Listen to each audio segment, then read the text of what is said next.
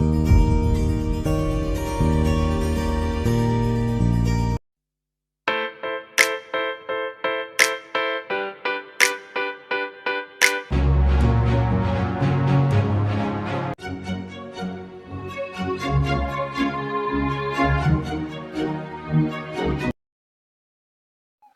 dear friends, today we have come to Savanur.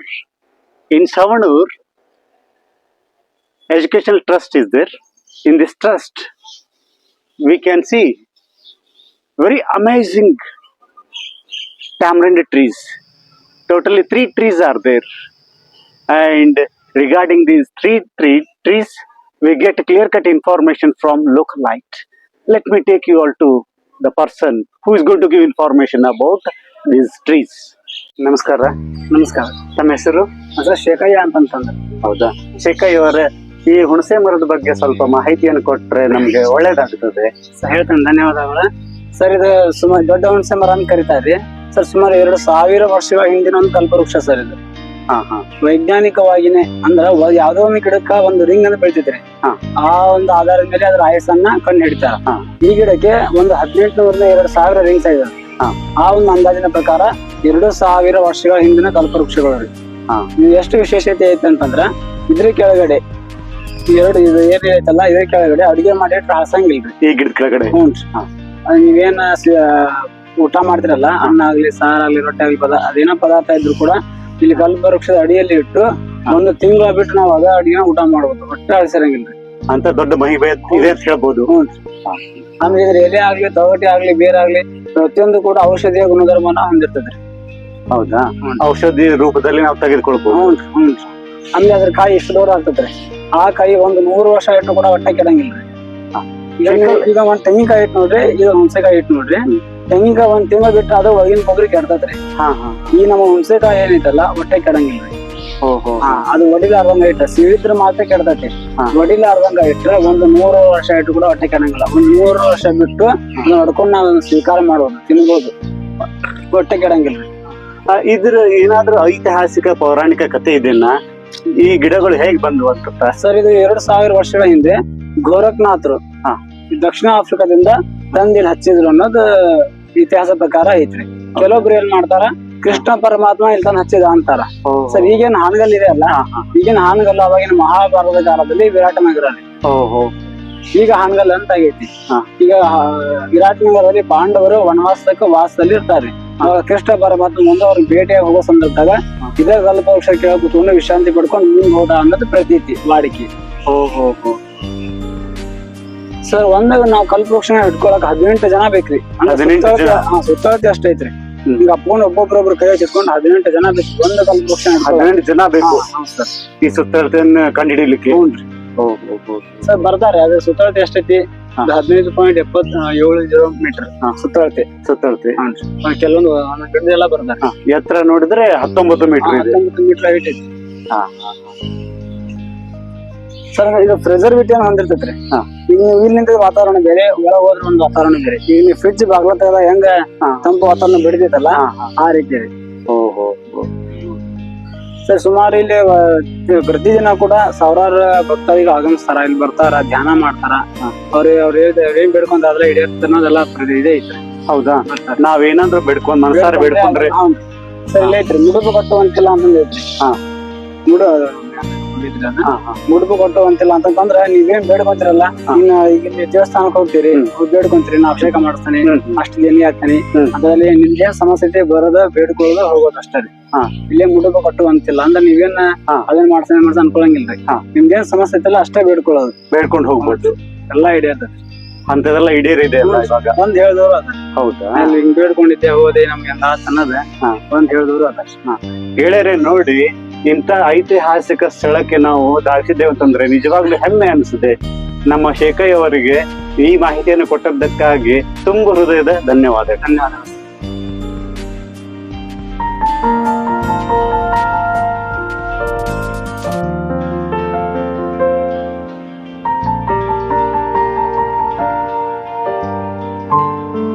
ಶೇಖಯ್ಯ ಅವ್ರೆ, ಅಲ್ಲಿ 3ನೇ ಹುಣಸೆ ಮರ ನೋಡಿದಾಗ ಅಲ್ಲಿ ಟೊಂಗೆಗಳು ಇದಾವಲ್ಲ, ಟೊಂಗೆಗಳನ್ನ ಕಟ್ ಮಾಡಿದೀರಾ, ಆಮೇಲೆ ಮತ್ ಮಣ್ಣೆಲ್ಲ ಹಾಕಿದಿರಲ್ಲ, ಏನ್ ಕಾರಣ ಇದೆ?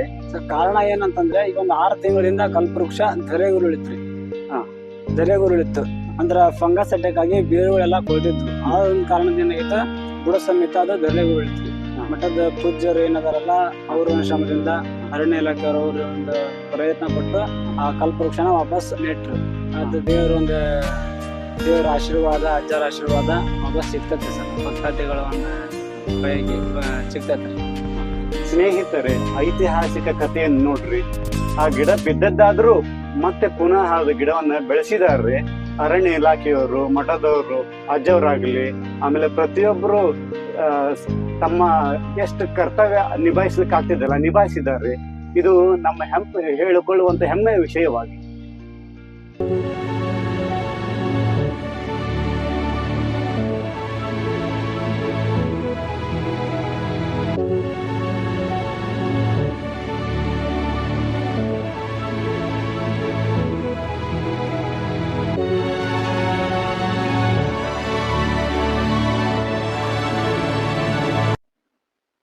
ಆತ್ಮೀಯ ಸ್ನೇಹಿತರೆ, ಇದು ಒಂದು ನಮ್ಮ ಖುಷಿಯ ಸಂಗತಿ, ಖುಷಿಯ ಸನ್ನಿವೇಶ. ಈ ಮಠದ ಶ್ರೀ ಪರಮ ಪೂಜ್ಯ ಚನ್ನಬಸವ ಸ್ವಾಮೀಜಿಯವರನ್ನು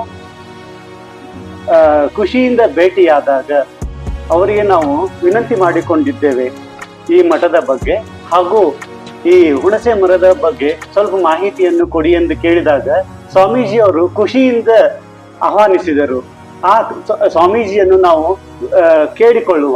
ಸ್ವಾಮೀಜಿಯವರೇ, ಒಂದೆರಡು ಮಾಹಿತಿಯನ್ನು ಕೊಡಿ ಹಾಗೂ ಈ ಮಠದ ಬಗ್ಗೆ ಹಾಗೂ ಹುಣಸೆ ಮರದ ಬಗ್ಗೆ ವಿಷಯವನ್ನು ತಿಳಿಸಿಕೊಟ್ಟರೆ ನಮ್ಮೆಲ್ಲ ಬಾಂಧವರಿಗೆ ಸಹಾಯವಾಗುತ್ತದೆ. ಶರಣು ಶರಣಾರ್ಥಿಗಳು. ಈ ಸವಣೂರಿನಲ್ಲಿರ್ತಕ್ಕಂಥ ದೊಡ್ಡ ಹುಣಸೆ ವೃಕ್ಷಗಳು ಸುಮಾರು 2000 ವರ್ಷಗಳಿಂದ ಈ ಶ್ರೀಮಠದ ಆವರಣದಲ್ಲಿ ಇದ್ದಾವೆ. ಈ ವೃಕ್ಷಗಳು ಬಾಂಬುಕೇಶಿಯ ಅಂತಕ್ಕಂಥ ಒಂದು ಸಸ್ಯವರ್ಗಕ್ಕೆ ಸೇರಿದಂತಹ ವೃಕ್ಷಗಳು. ನಮ್ಮ ಭಾರತದಲ್ಲಿ ಈ ವೃಕ್ಷಗಳು ಕೇವಲ ಸವಣೂರಿನಲ್ಲಿ, ಅದು ಶ್ರೀಮಠದ ಆವರಣದಲ್ಲಿ ಇವೆ. ಈ ವೃಕ್ಷಗಳಿಗೆ ಪೌರಾಣಿಕವಾಗಿ ಕಲ್ಪವೃಕ್ಷ ಅಂತಕ್ಕಂತಹ ವಿಧಾನವನ್ನ ಈ ವೃಕ್ಷಗಳಿಗೆ ವೇದಗಳಲ್ಲಿ ಈ ವೃಕ್ಷದ ಬಗ್ಗೆ ಮಾಹಿತಿ ಬಂದಾಗ ಕಲ್ಪವೃಕ್ಷಗಳು ಅನ್ನತಕ್ಕಂಥ ವಿಶೇಷ ಸ್ಥಾನಮಾನಗಳನ್ನ ಈ ವೃಕ್ಷಗಳಿಗೆ ನೀಡಲಾಗಿದೆ. ಈ ವೃಕ್ಷ ಗೋರಖ್ನಾಥ್ ವೃಕ್ಷ ಅನ್ನತಕ್ಕಂಥ ಹೆಸರಿನಿಂದನೂ ಕೂಡ ಪ್ರಸಿದ್ಧಿಯಾಗಿದೆ. ಗೋರಖ್ನಾಥ್ ವೃಕ್ಷ ಅಂತ ಯಾಕೆ ಪ್ರಸಿದ್ಧಿ ಆಯಿತು ಅಂತಂದ್ರೆ, ಉತ್ತರ ಪ್ರದೇಶದಲ್ಲಿ ಮಹಾನ್ ಸಂತ, ಮಹಾನ್ ತಪಸ್ವಿ, ಹಠಯೋಗಿಯಾದಂಥ ಗೋರಖ್ನಾಥರು ಈ ವೃಕ್ಷಗಳ ಅಡಿಯಲ್ಲಿ ಸುಮಾರು 100 ವರ್ಷ ತಪಸ್ಸನ್ನ ಮಾಡಿದರು ಅಂತಕ್ಕಂಥದ್ದು ಪ್ರತೀತಿ.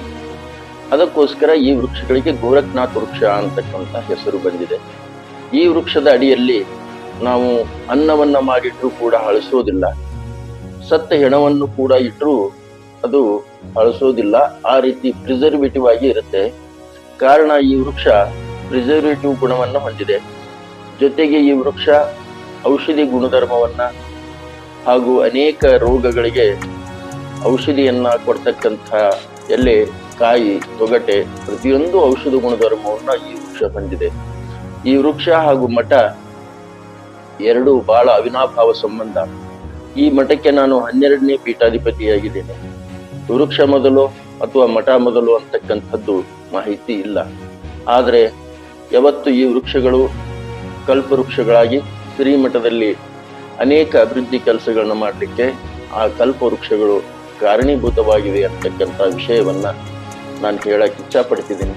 ಯಾವುದೇ ಒಬ್ಬ ವ್ಯಕ್ತಿ ತನ್ನ ಜೀವನದಲ್ಲಿ ತೊಂದರೆಯಾದಾಗ ಅಥವಾ ತನ್ನ ಆಶೆ ಈಡೇರದಿದ್ದಾಗ ಆ ವೃಕ್ಷದ ಅಡಿಯಲ್ಲಿ ಬಂದು ಕುಳಿತುಕೊಂಡು ಧ್ಯಾನವನ್ನ ಮಾಡಿ ತನ್ನ ಸಮಸ್ಯೆಗಳನ್ನ ಕೇಳಿಕೊಂಡಾಗ ಆ ಕಲ್ಪವೃಕ್ಷಗಳು ಆಶೀರ್ವಾದ ಮಾಡಿ ಆ ಮನುಷ್ಯನ ಸಮಸ್ಯೆಗಳನ್ನ ತೀರಿಸತಕ್ಕಂತಹ ಶಕ್ತಿಯನ್ನ ಹೊಂದಿರುವುದರಿಂದ ಆ ವೃಕ್ಷಗಳಿಗೆ ಕಲ್ಪವೃಕ್ಷ ಅನ್ನತಕ್ಕಂಥ ಹೆಸರು ಬಂದಿದೆ. ವೃಕ್ಷಗಳು ಜಗತ್ತಿನಲ್ಲಿ ಬಹಳ ಇರಬಹುದು, ಆದ್ರ ಮಹಾತ್ಮ ತಪಸ್ಸು ಮಾಡಿದಂತಹ ಈ ಏನು ಸ್ಥಳ ಇದೆ ಅದಕ್ಕೆ ಇದಕ್ಕೆ ಬಹಳ ಪಾವಿತ್ರ್ಯತೆ ಇದೆ. ಜೊತೆಗೆ ಅಂತ ಅದ್ಭುತವಾದಂತಹ ಶಕ್ತಿ ಆ ವೃಕ್ಷದಲ್ಲಿ ಅಡಗಿದೆ ಅನ್ನತಕ್ಕಂಥ ಮಾತನ್ನ ತಮ್ಮೊಂದಿಗೆ ಹಂಚಲಿಕ್ಕೆ ಇಚ್ಛೆ ಪಡ್ತಾ ಇದೆ. ಸ್ವಾಮೀಜಿಯವರೇ, ಈ ವಿದ್ಯಾಸಂಸ್ಥೆಯ ಬಗ್ಗೆ ಸ್ವಲ್ಪ ಮಾಹಿತಿಯನ್ನು ಕೊಟ್ಟರೆ ಎಲ್ಲ ಮಕ್ಕಳಿಗೂ ಸಹಾಯವಾಗುತ್ತದೆ. ತಮ್ಮೆಲ್ಲರಿಗೂ ತಿಳಿಸೋದೇನೆಂದ್ರೆ, ನಾನು ಧಾರವಾಡದಲ್ಲಿ MA ಮುಗಿಸ್ಕೊಂಡು ಈ ಮಠಕ್ಕೆ ಬಂದಾಗ ಒಂದು ಹಾಳ ಕೊಂಪೆ ಆಗಿದೆ. ಇಲ್ಲಿ ರಸ್ತೆ ಕೂಡ ಇರಲಿ, ಮಠಕ್ಕೆ ಯಾವುದೇ ರೀತಿಯಂತ ಆರ್ಥಿಕ ಬೆಂಬಲ ಇಲ್ಲ, ಯಾವುದೇ ಒಂದು ಎಕರೆ ಜಮೀನು ಕೂಡ ಮಠಗಳಿಗಿಲ್ಲ. ಆ ವೃಕ್ಷಗಳ ಆಶೀರ್ವಾದದಿಂದ ಸಾಮಾಜಿಕವಾಗಿ ಸೇವೆ ಮಾಡಬೇಕು ಅನ್ನತಕ್ಕಂತಹ ಉದ್ದೇಶದಿಂದ ಮಠಗಳ ಕರ್ತವ್ಯ ಏನ್ ಮಾಡೋದು ಅಂತ ಯೋಚನೆ ಮಾಡಿದಾಗ, ಈ ಗ್ರಾಮೀಣ ಪ್ರದೇಶವಾದಂತಹ ಈ ಸ್ಥಳದೊಳಗೆ ಶೈಕ್ಷಣಿಕವಾಗಿ ಏನಾದರೂ ಕೆಲಸ ಮಾಡಬೇಕು ಅಂತಂದಾಗ ಆ ಕಲ್ಪವೃಕ್ಷದ ಪ್ರೇರಣೆಯಿಂದ ಇಲ್ಲೊಂದು ಸಣ್ಣಗೆ ಪ್ರೈಮರಿ ಸ್ಕೂಲನ್ನು ತೆಗೆದ ಮೇಲೆ ಆ ಸ್ಕೂಲು ತುಂಬಾ ಚೆನ್ನಾಗಿ ನಡೀತಾ ಹೋಯಿತು. ಬಡ ವಿದ್ಯಾರ್ಥಿಗಳಿಗೆ ಆಶ್ರಯ ತಾಣವಾಯಿತು. ಈಗ ಪ್ರೈಮರಿಯಿಂದ ಹಿಡಿದು ಹೈಸ್ಕೂಲು, ಜೂನಿಯರ್ ಕಾಲೇಜು, D.Ed, ಜೊತೆಗೆ B.Ed, ಪ್ಯಾರಾಮೆಡಿಕಲ್ಲು, ಈ ಎಲ್ಲ ಶಾಲೆಗಳು ಈ ಮಠದ ಆವರಣದಲ್ಲಿ ನಡೀತಾ ಇದೆ. ಸಾಕಷ್ಟು ಜನ ಗ್ರಾಮೀಣ ಭಾಗದ ವಿದ್ಯಾರ್ಥಿಗಳು ಆ ಸ್ಕೂಲ್ನಲ್ಲಿ ಓದ್ತಾ ಇದ್ದಾರೆ. ಸಾಕಷ್ಟು ಜನ ಶ್ರೀಮಂತರ ಮಕ್ಕಳು ಅಲ್ಲದೇನೆ ಈ ಬಡ ಮಕ್ಕಳು, ಗೌಂಡಿ ಮಕ್ಕಳು, ಸಣ್ಣ ಸಣ್ಣ ಕೆಲಸ ಮಾಡ್ತಕ್ಕಂಥ ಬಡವರ ಮಕ್ಕಳು ಆ ಶಾಲೆಯಲ್ಲಿ ಓದ್ತಾ ಇದ್ದಾರೆ. ಈ ಶಾಲೆಯಲ್ಲಿ ಫೀಸು ಕೂಡ ಅತಿ ಕಡಿಮೆ ಮಟ್ಟದಲ್ಲಿ ನಾವು ತೆಗೆದುಕೊಂಡು ವಿದ್ಯಾರ್ಥಿಗಳಿಗೆ ದಾನಿಗಳ ಸಹಾಯ ಸಹಕಾರದಿಂದ ಈ ಸ್ಕೂಲ್ ಇಷ್ಟೊಂದು ಸುಮಾರು 600 to 700 ಜನ ಈ ಶಿಕ್ಷಣ ಸಂಸ್ಥೆಯಲ್ಲಿ ವಿದ್ಯಾಭ್ಯಾಸ ಮಾಡ್ತಾ ಇದ್ದಾರೆ. ಸಾಕಷ್ಟು ಜನ ವಿದ್ಯಾಭ್ಯಾಸವನ್ನು ಮುಗಿಸಿ ಸರ್ಕಾರಿ ನೌಕರಿಯಲ್ಲಿ ಕೂಡ ನಮ್ಮಲ್ಲಿ ಕಲಿತಂತಹ ವಿದ್ಯಾರ್ಥಿಗಳು ಸೇರ್ಪಡೆಗೊಂಡಿದ್ದಾರೆ ಅಂತಕ್ಕಂತಹ ಮಾತು. ಜೊತೆಗೆ ಮಠಗಳ ಕೆಲಸ, ನಮ್ಮ ಉತ್ತರ ಕರ್ನಾಟಕದಲ್ಲಿ ಮಠಗಳ ಕೆಲಸ ಏನೆಂದ್ರೆ ದಾಸೋಹ, ಶಿಕ್ಷಣ, ಇವುಗಳಿಗೆ ಒತ್ತು ಕೊಡ್ಕೊಂತ ಬರ್ತಕ್ಕಂತಹ ನಮ್ಮ ಬಸವಾದಿ ಶರಣರ ಒಂದು ಮಾರ್ಗದರ್ಶನದೊಳಗೆ ಮಠದಲ್ಲಿ ಶೈಕ್ಷಣಿಕವಾಗಿ ಕೆಲಸ ಮಾಡಬೇಕು ಅನ್ನತಕ್ಕಂತಹ ಉದ್ದೇಶದಿಂದ ಇಲ್ಲಿ ಒಂದು ಶಾಲೆಯನ್ನ ತೆರೆದಿದ್ದೇವೆ. ನಿಜವಾಗ್ಲೂ ಇಂತಹ ಸ್ವಾಮೀಜಿಯವರು ನಮ್ಮ ಜೊತೆ ಇದ್ದಿದ್ದಾರಂತಂದ್ರೆ ನಮ್ಮ ಜೀವನದಲ್ಲಿ ಯಾವುದೇ ಕಷ್ಟ ಬರುವುದಿಲ್ಲ. ಹಾಗೂ ಈ ಸವಣೂರಿನಲ್ಲಿ ಇರುವಂತಹ ಈ ಕಲ್ಪ ವೃಕ್ಷಗಳು ನಮಗೆ ಭರವಸೆಯನ್ನು ಮೂಡಿಸುತ್ತದೆ ಹಾಗೂ ಸಹಾಯವನ್ನು ಮಾಡುತ್ತವೆ. ಆದ್ದರಿಂದ ಸ್ವಾಮೀಜಿಯವರು ಇದರ ಗುಡಿಯ ಬಗ್ಗೆ ಆಗಲಿ, ಮಠದ ಬಗ್ಗೆ ಆಗಲಿ, ಕಲ್ಪ ವೃಕ್ಷಗಳ ಹುಣಸೆ ಮರದ ಬಗ್ಗೆ ಆಗಲಿ ಮಾಹಿತಿಯನ್ನು ಕೊಟ್ಟ ಕಾರಣಕ್ಕಾಗಿ ಹೃತ್ಪೂರ್ವಕ ನಮಸ್ಕಾರ. ಶರಣಾರ್ಥಿಗಳು. Yeah, sir. We have visited to this place, and can I get reviews about this place? Yes, sir, sure. See, dear friends, this is one of the good place as I visited, because as you see in this area, here you cannot find any pollution, any type of pollution. In fact, means you cannot find air pollution, water pollution, even sound pollution also. This place is very calm and cool also. And with your family and with your friends, you can come and you can visit this historical place, because these trees are over 2000 years ago they planted and still they are alive.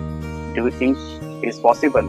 So if you want to know about these trees, you can visit, and while coming you can pack certain amount of food also, because by sitting below the tree and having the food, it is very good to your health also, because your oxygen level will be very much, and if you are sitting below the tree and eating your food stuff, it is very healthiest also. And it is a place where you can meditate also, sir.